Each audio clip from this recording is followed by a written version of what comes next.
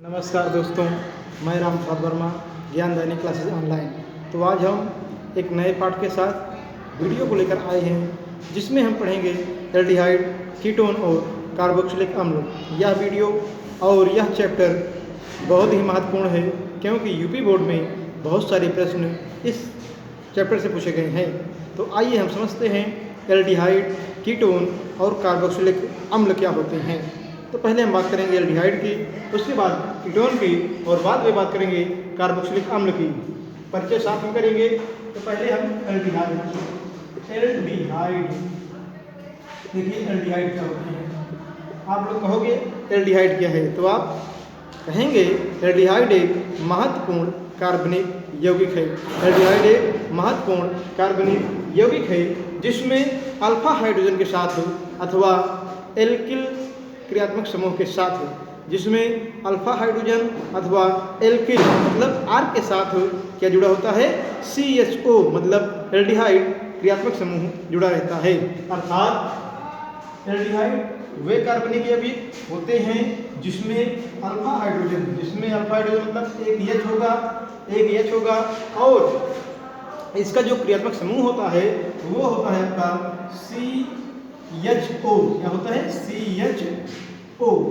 तो ये देखिए आपका क्या है, इतना है आपका CHO और ये क्या है, अल्फा हाइड्रोजन। तो आप कहोगे जब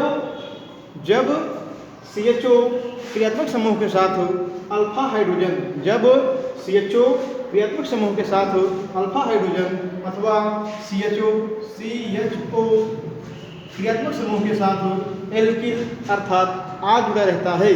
जब CHO क्रियात्मक समूह के साथ अल्फा हाइड्रोजन अथवा CHO क्रियात्मक समूह के साथ R अर्थात एल्किल जुड़ा रहता है, तो इस प्रकार प्राप्त रचना को हम एल्डिहाइड कहते हैं। आप कहोगे इस प्रकार प्राप्त रचना क्या कहलाएगी, एल्डिहाइड। मतलब CHO क्रियात्मक समूह में, CHO क्रियात्मक समूह में या तो R रहेगा मतलब एल्किल क्रियात्मक समूह रहेगा अथवा क्या रहेगा, हाइड्रोजन रहेगा, तो इसे हम एल्डिहाइड कहेंगे। अब बात उठती है कि कीटोन क्या है। प्रश्न उठता है आपका कीटोन क्या है। तो आइए हम देखते हैं कि कीटोन क्या होते हैं। आप कहोगे कीटोन भी एक महत्वपूर्ण कार्बनिक यौगिक है।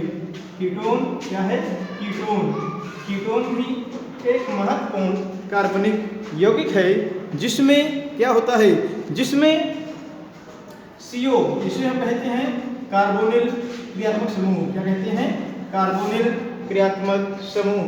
तो कीटोन एक महत्वपूर्ण कार्बनिक यौगिक होता है जिसके अंतर्गत क्या होता है, ये कार्बोनिल क्रियात्मक समूह है, ये कार्बोनिल क्रियात्मक समूह है। इस समूह से दो एल्किल, इस समूह से समान अथवा अलग अलग एल्किल जुड़े होते हैं, जैसे R। तो ये रचना क्या कहलाएगी, ये रचना कहलाएगी आपकी कीटोन। तो पुनः ध्यान दीजिएगा, जब कार्बोनिल क्रियात्मक समूह के साथ दो एल्किल चाहे समान हो अथवा असमान हो वे जुड़े रहेंगे, तो इस प्रकार प्राप्त रचना को हम क्या कहेंगे, कीटोन कहेंगे। पुनः ध्यान दीजिएगा, जब कार्बोनिल मतलब CO क्रियात्मक समूह के साथ दो एल्किल चाहे एल्किल समान हो चाहे असमान हो, यहाँ पे देखिए आप समान है, यहाँ पे असमान है, तो जुड़े होंगे, तो इस प्रकार के कार्बनिक यौगिक को हम क्या कहेंगे, कीटोन कहेंगे। और उसके बाद हम समझते हैं कि कार्बोक्सिलिक अम्ल क्या होता है। क्या समझेंगे, कार्बोक्सिलिक अम्ल। तो आइए हम देखते हैं कार्बोक्सिलिक अम्ल। कार्बोक्सिलिक अम्ल देखिए, आपसे कोई कहे कि कार्बोक्सिलिक अम्ल क्या होता है, तो आप कहोगे कार्बोक्सिलिक अम्ल एक महत्वपूर्ण यौगिक है। कार्बोक्सिलिक अम्ल एक महत्वपूर्ण यौगिक है जिसमें क्या होता है, एक क्रियात्मक समूह COOH होता है, एक क्रियात्मक समूह COOH होता है। ध्यान देना, ये हमारे पास है COOH और इसके मतलब इस वाले कार्बन से अल्फा हाइड्रोजन अथवा इस वाले कार्बन से अल्फा हाइड्रोजन अथवा एल्किल जुड़ते हैं। तो चाहे आप H जोड़ दीजिए अथवा R, मतलब यहाँ पर एल्किल को जोड़ दीजिए तो इस प्रकार जो यौगिक बनता है उसे हम क्या कहेंगे, उसे हम कहेंगे कार्बोक्सिलिक अम्ल। क्या कहेंगे, कार्बोक्सिलिक अम्ल कहेंगे। तो पुनः ध्यान दीजिए, आप कहोगे कार्बोक्सिलिक अम्ल एक महत्वपूर्ण कार्बनिक यौगिक है जिसमें क्या होता है, जिसमें तो हमने ये देखा, तो समझा हमने एल्डिहाइड को, कीटोन को और कार्बोक्सिलिक अम्ल को। साथ ही साथ हम और यौगिक को भी समझते हैं। देखिए और यौगिक है इसी क्रम में एसिड एनहाइड्राइड। क्या है आपका, एसिड एनहाइड्राइड। तो आइए हम समझते हैं कि एसिड एनहाइड्राइड क्या होता है। देखिए एसिड एनहाइड्राइड,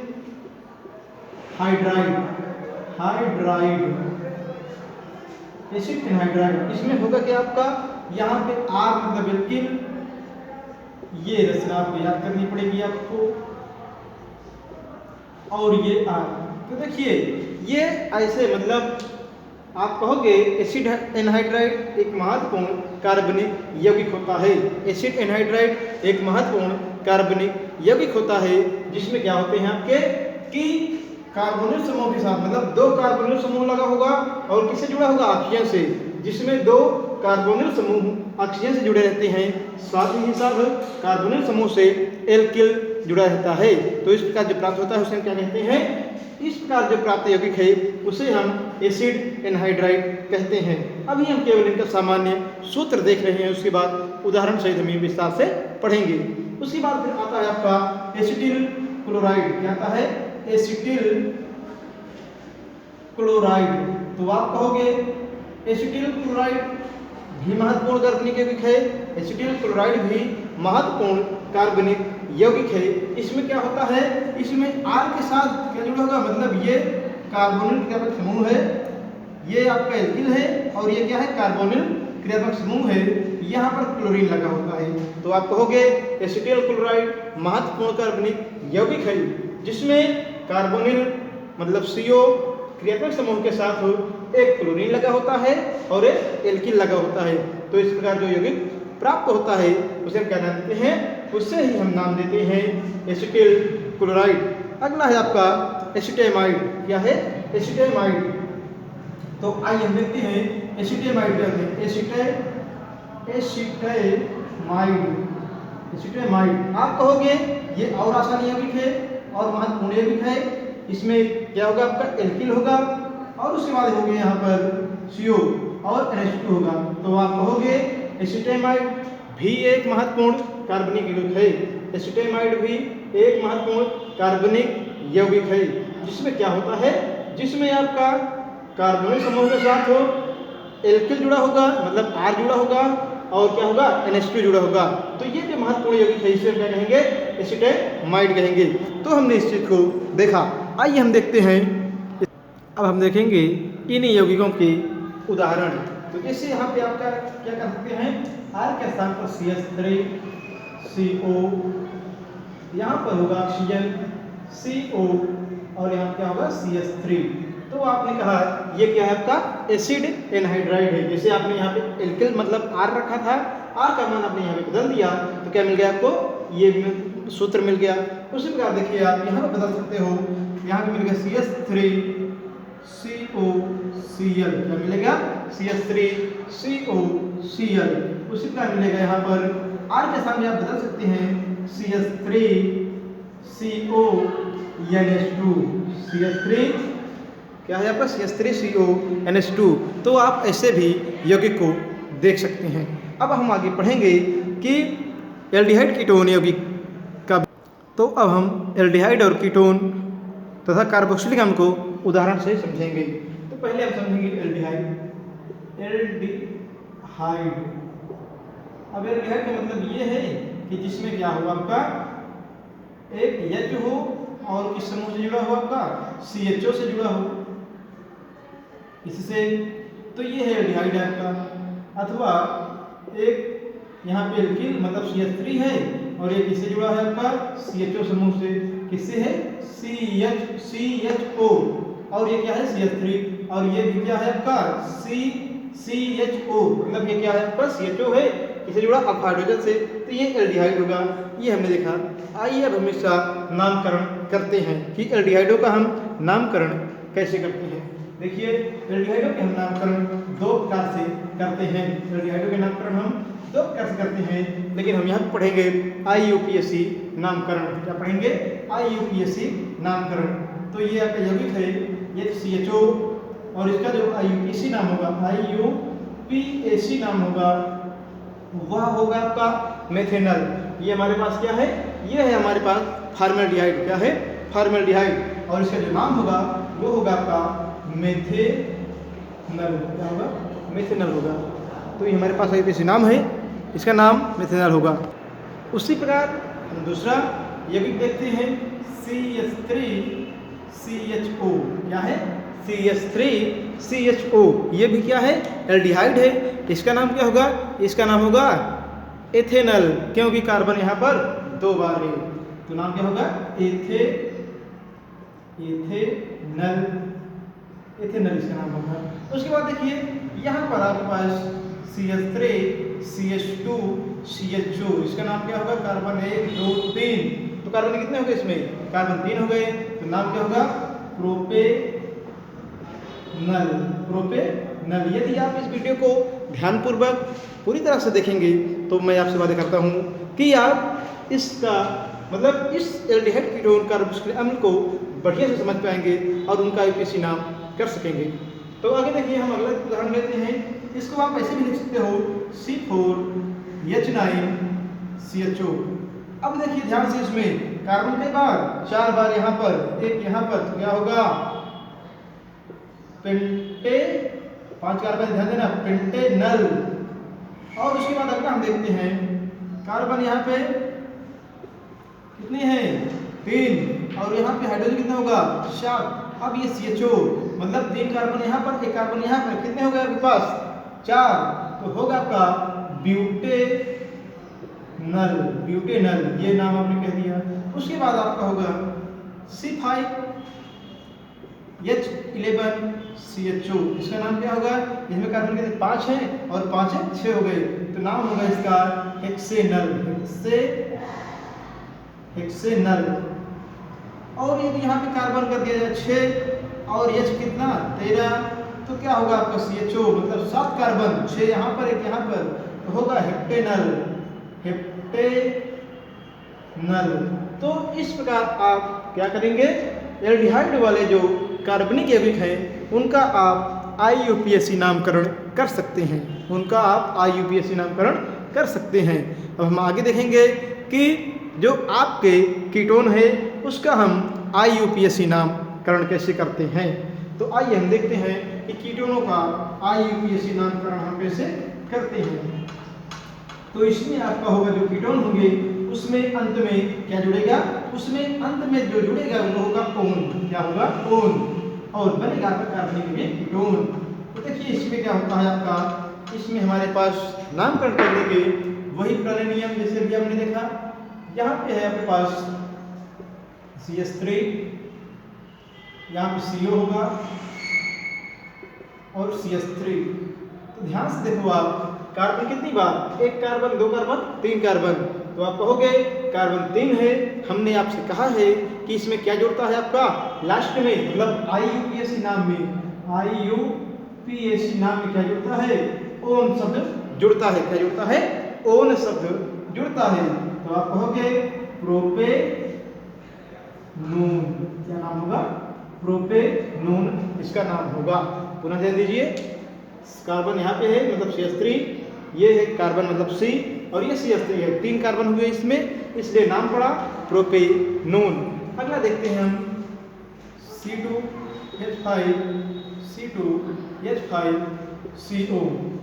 ध्यान से देखिए, कार्बन कितने इसमें? 2 कार्बन पहले तरफ है मतलब ऊपर की ओर, और 2 कार्बन कहाँ पे हैं? नीचे तरफ है। तो क्या इसका नाम होगा? कुल 2 4 कार्बन हुए और ये 5 कार्बन। तो क्या नाम होगा इसका? इसका नाम होगा पेंटेनोन। क्या नाम होगा? पेंटेनोन नाम होगा। कैसे होगा? अरे भाई कार्बन 2 यहाँ है, 2 यहाँ, 4 और 4 है 5, तो पेंटेनोन हो गया। चलिए इसको हम देखते हैं, CH3C, इसका C2H5CO। अब इसका नाम क्या होगा? तो पहले ध्यान से देखो, कार्बन कितने हैं? कार्बन 1 यहाँ पर है, एक यहाँ 2, यहाँ पे 2 4, तो क्या होगा ब्यूटेनोन। इसका नाम ये और ब्यूटेनोन क्या होगा ब्यूटेनोन होगा। ये IUPAC नाम बता रहे हैं आपको। फिर अगला देखिए आप यहाँ पर C3H7 C2H5 और यहाँ पे क्या है CO, तो कार्बन कई बार, कार्बन यहाँ पे 3 बार, 3 1 4 4 2 6, तो क्या नाम होगा हेक्सेनोन। ये आपको समझ में आया होगा। अगला देखिए आप, अगर यहाँ पर हम कर देते हैं मान लीजिए C2H5 CO और यहाँ पे हम कर देते हैं आपका क्या कर देंगे यहाँ पे C4H9। अब नाम क्या होगा यहाँ पे कार्बन कितनी बार, 4 बार यहाँ पर है, 4 1 5 हो गए और 5 2 7 ना दे दीजिए, 4 कार्बन यहाँ पर, एक यहाँ पर 5 5 2 7, तो ये आपने क्या लिखा 7 कार्बन आपके पास हो गए। तो नाम होगा हेप्टेनोन। ये हमने देखा इसका नामकरण। तो आप देखिए ऐसे हम कीटोनों का नामकरण करते हैं। और भी देखिए आप जो आपके पास है, जैसे CH3 CH2 और यहाँ पे कर दीजिए आप CO, साथ साथ कार्बन और जोड़ दीजिए आप इसमें।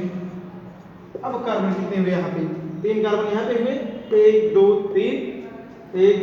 3 मतलब 6 हुए, तो नाम क्या होगा आपका हेक्सेनोन, जो आपने यहाँ पर लिखा है। देखिए C3H7 आप ऐसे भी लिख सकते हो और C3H7 ऐसे भी लिख सकते हो।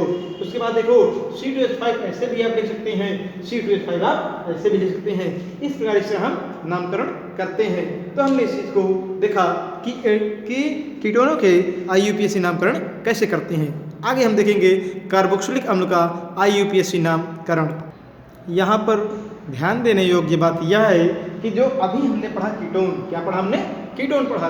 तो कीटोन में ध्यान देना, कीटोन आपके 2 प्रकार के होते हैं। कीटोन का वर्गीकरण 2 भागों में किया गया है। तो देखिए कीटोन जो होते हैं आपके 2 भाग में बांटे गए हैं। पहला सममित कीटोन और दूसरा असममित। तो अब प्रश्न उठता है कि सममित कीटोन क्या है और असममित कीटोन क्या है। आइए हम देखते हैं सममित कीटोन क्या है और असममित कीटोन क्या है। तो देखिए सममित कीटोन वे कीटोन होते हैं जिसमें कार्बोनिल मतलब CO क्रियात्मक समूह के साथ, अथवा आप CO ऐसे लिख सकते हो, ऐसे CO लिख सकते हैं आप।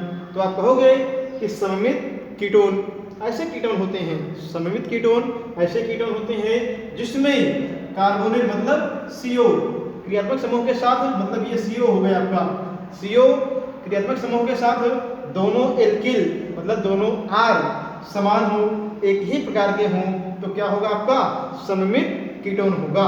जैसे देखा जाए यहाँ पर ये हमारे पास क्या है, ये हमारे पास है आपका कार्बोनिल क्रियात्मक समूह। क्या है, कार्बोनिल क्रियात्मक समूह। और यहाँ पर हमने 2 R मतलब एल्किल को जोड़ दिया। अब ये क्या होगा आपका सममित कीटोन होगा। जैसे CH3 CO CH3, ये क्या है आपका सममित कीटोन का उदाहरण है। उसी प्रकार C2H5 CO C2H5, ये भी किसका है, सममित कीटोन का उदाहरण है। उसी प्रकार हम और देखते हैं C3H7 ये किसका उदाहरण है, ये भी सममित कीटोन का उदाहरण है। C4H9 ये किसका उदाहरण है, सममित कीटोन का उदाहरण है। अर्थात हमने ये देखा कि जब कार्बोनिल समूह के साथ मतलब CO के साथ क्या होगा, जुड़ने वाले दोनों R अर्थात एल्किल कैसे होते हैं, समान होते हैं। तो इस प्रकार प्राप्त जो कीटोन होता है उसे हम सममित कीटोन कहते हैं। एक और देखिए C5H11 ये कैसा H11 ये कैसा आपका कीटोन है, तो आप कहोगे ये भी हमारा सममित कीटोन है। कैसा है, सममित कीटोन है। अगला हम देखते हैं असममित कीटोन। तो क्या समझेंगे, असममित कीटोन। आइए हम देखते हैं कि असममित कीटोन क्या होता है। देखिए, असममित कीटोन ऐसे कीटोन होते हैं जिसमें कार्बोनिल क्रियात्मक समूह के साथ, मतलब CO, ये कार्बोनिल क्रियात्मक समूह है। इससे अलग अलग प्रकार के एल्किल जुड़े रहते हैं, जैसे R और R डैश। तो ये क्या है आपका, ये R अलग है, ये R डैश है। तो मतलब यहाँ पर अलग अलग एल्किल क्रियात्मक समूह जुड़े रहते हैं, तो इसे हम क्या कहेंगे, इसे हम असममित कीटोन कहेंगे। जैसे देखा जाए यहाँ पर उदाहरण के रूप में CH3 CO C2H5, ये क्या है आपका असममित कीटोन है। क्या है ये उदाहरण आपका असममित कीटोन का है। उसके बाद C2H5 C3H7, ये किसका उदाहरण है, ये भी असममित कीटोन का उदाहरण है। उसी प्रकार C4H9, क्या है, C4H9 C3H7, ये किसका उदाहरण है, असममित, ध्यान देना, असममित कीटोन का उदाहरण है। C3H7 CO C5H11, ये किसका उदाहरण है, ये भी असममित कीटोन का उदाहरण है।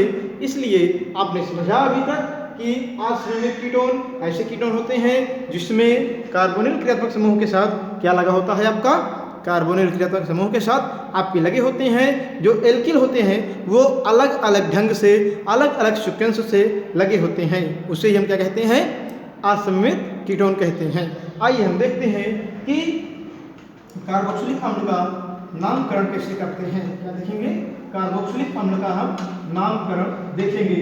तो कार्बोक्सिलिक अम्ल का नामकरण भी जैसे एल्डिहाइड में हमने किया, कीटोन में किया, वैसे क्या होता है, कार्बोक्सिलिक अम्ल का भी नामकरण किया जाता है। तो आइए हम सीखते हैं कार्बोक्सिलिक अम्ल का नामकरण। देखिए, कार्बोक्सिलिक अम्ल में होता क्या है आपका कि यहाँ पे लिखेंगे हम यौगिक, जैसे HCOOH, ये क्या है आपका यौगिक है। नाम बताना है आपको IUPAC, नाम बताना है आपको क्या, IUPAC। आपके मन में प्रश्न होगा सामान्य नाम को क्यों छोड़ दिया गया। छोड़ नहीं दिया गया है, सामान्य नाम को बाद में क्या किया गया है, मतलब जैसे फॉर्मल्डिहाइड है तो IUPAC नाम जो है वही कुछ में स्वीकार कर लिया गया है, कुछ में अलग कर दिया गया है बस। तो वो आपको हम बता देंगे। फॉर्मल्डिहाइड होता है, यही जो आपका लिखा गया है, सामान्य नाम इसका फॉर्मल्डिहाइड है, और IUPAC नाम क्या होता है, कार्बन 1 है, इसलिए होगा मेथेनोइक अम्ल। क्या होगा, मेथेनोइक अम्ल, मेथेनोइक अम्ल, मेथेनोइक अम्ल होगा, मेथेनोइक अम्ल होता है। तो इसका नाम हमने देखा, मेथेनोइक अम्ल होता है। और अगला जो हमारे पास कार्बनिक यौगिक है उसको हम देखेंगे, तो CH3COOH, इसका IUPAC नाम क्या होगा, इसका IUPAC नाम होगा। देखो ध्यान से, कार्बन कितनी बार, 2 बार, तो क्या नाम होगा, एथेनोइक अम्ल। क्या नाम होगा इसका, एथेनोइक अम्ल, एथेनोइक अम्ल। तो हमने देखा कि कार्बन 1 बार है तो मेथेनोइक अम्ल होगा, 2 बार है तो एथेनोइक अम्ल होगा। अगर हम देखें इसे C3H7COOH, अब नाम क्या होगा इसका, नाम होगा प्रोपेनोइक। कार्बन यहाँ पे 3 बार है और ये 4 बार, तो नाम होगा ब्यूटेनोइक। क्या होगा, ब्यूटे, क्योंकि 4 कार्बन को हम क्या कहते हैं, 4 कार्बन को हम नाम देते हैं ब्यूट, तो इसलिए ब्यूटेनोइक, ब्यूटेनोइक अम्ल, इसका नाम क्या होगा, ब्यूटेनोइक अम्ल होगा। फिर अगला देखते हैं हम C2H5COOH। अब इसमें क्या देखिए, मतलब कार्बन को देखिए, कार्बन कई बार, 2 बार यहाँ पर है, 2 है 3 बार, तो नाम क्या होगा इसका, कार्बन 3 है तो प्रोपेनोइक अम्ल। क्या होगा, प्रोपेनोइक अम्ल। तो हमने देखा कि कार्बन की संख्या को देखने के बाद हम इसका नामकरण करते हैं कि जितने हमारे पास कार्बन है उसी के अनुसार हम इसका नामकरण करते हैं। चलिए अब हम देखेंगे अगला यौगिक जिसका नामकरण करना है, तो वो अगला यौगिक हमारे पास है, वो अगला यौगिक हमारे पास है C4H9COOH। तो कार्बन 4 बार है, यहाँ ध्यान देना, कार्बन 4 बार ये वाला है और एक ये है, क्या नाम होगा, पेंटेनोइक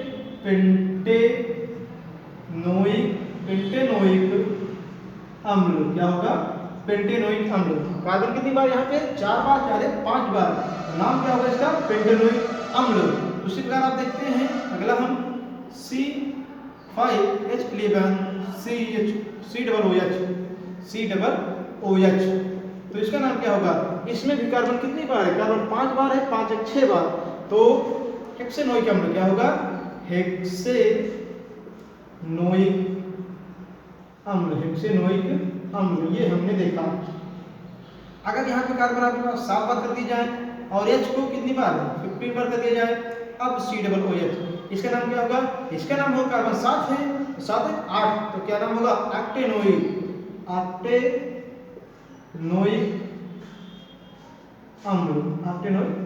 अम्ल। हमने ये चीज को देखा कि हमारे पास कार्बन 7 है, 7 एक 8, तो नाम क्या हो गया, एक्टेनोइक।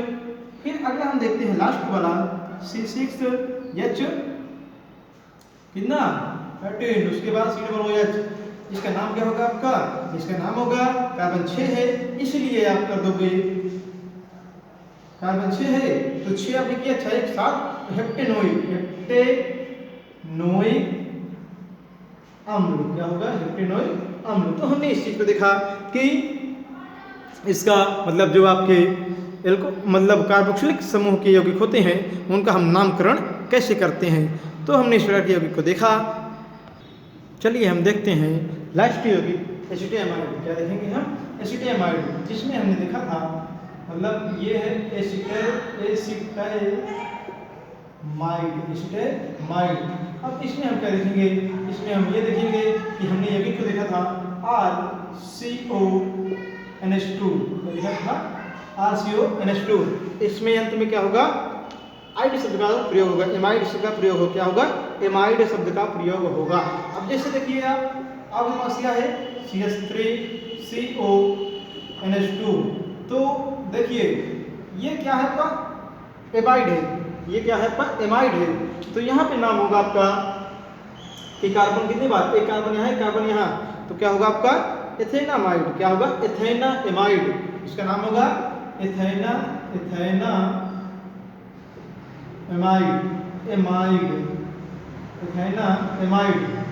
क्या नाम होगा इसका, एथेनामाइड। और उसी प्रकार आपका मतलब एनामाइड होगा।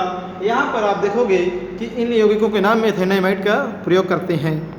इसी प्रकार और यौगिक को देखते हैं यहाँ पर, तो C2H5CONH2, तो प्रोपेनामाइड, क्या होगा, प्रोपेनामाइड। इसी प्रकार 3 कार्बन क्या होगा, H7CONH2, तो क्या होगा, यहाँ पे होगा कार्बन कितनी बार, 3 एक 4, ब्यूटेनामाइड होगा, क्या होगा, ब्यूटेनामाइड, ये होगा आपका। फिर आप क्या होगा, यहाँ पे आप कर दोगे, ब्यूटेनामाइड हो गया। उसके बाद कर सकते हैं C4H9CONH2, पेंटेनामाइड,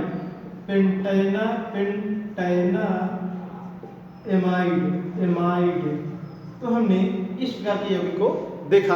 अब हम इतना पढ़ने के बाद इसके अगले वाले वीडियो में पढ़ेंगे कि इसको मतलब एल्डिहाइड और कीटोन को बनाते कैसे हैं, इनके बनाने की विधियाँ क्या हैं। तो आज यहीं तक, नमस्कार दोस्तों, जय हिंद, जय भारत।